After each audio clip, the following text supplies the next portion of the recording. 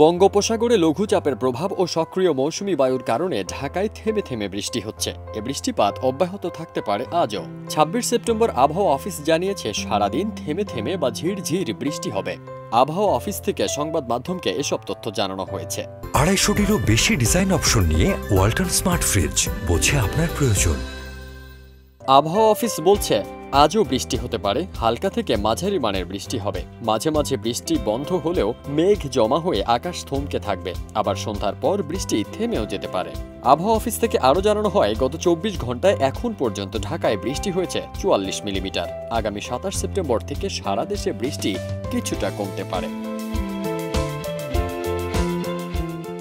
এদিকে সকাল থেকে টানা বৃষ্টিতে শিক্ষার্থী ও অফিসগামীরা ভোগান্তিতে পড়েছেন। এছাড়াও দুর্ভোগের শিকার খেটে খাওয়া নিম্ন আয়ের মানুষ। বৃষ্টিতে গণপরিবহনের উপস্থিতি কম থাকায় বেড়েছে দুর্ভোগ। এদিন আবহাওয়ার পূর্বাভাসে আরও জানানো হয়েছে, দেশের ১৭টি অঞ্চলের উপর দিয়ে ঝোড়ো হাওয়া সহ অস্থায়ীভাবে বৃষ্টি অথবা বজ্রসহ বৃষ্টি হতে পারে।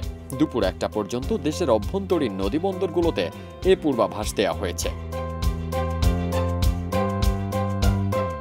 এতে বলা হয়েছে, রাজশাহী, পাবনা, বগুড়া, টাঙ্গাইল, ময়মনসিংহ, ঢাকা, ফরিদপুর, কুষ্টিয়া, যশোর, খুলনা, বরিশাল, পটুয়াখালী, কুমিল্লা, নোয়াখালী, চট্টগ্রাম, কক্সবাজার এবং সিলেট অঞ্চলের উপর দিয়ে দক্ষিণ ও দক্ষিণ পূর্ব দিক থেকে ঘন্টায় ৪৫ থেকে ৬০ কিলোমিটার বেগে দমকা অথবা ঝোড়ো হাওয়া সহ অস্থায়ীভাবে বৃষ্টি অথবা বজ্রসহ বৃষ্টি হতে পারে। এসব এলাকার নৌবন্দরকে ১ নম্বর সতর্ক সংকেত দেখাতে বলা হয়েছে। আবহাওয়া অফিস আরও জানিয়েছে, আজ সারা দেশে দিনের তাপমাত্রা ১ থেকে ৩ ডিগ্রি সেলসিয়াস বাড়তে পারে এবং রাতের তাপমাত্রা প্রায় অপরিবর্তিত থাকতে পারে। ফারদিন সানি, দেশ রূপান্তর।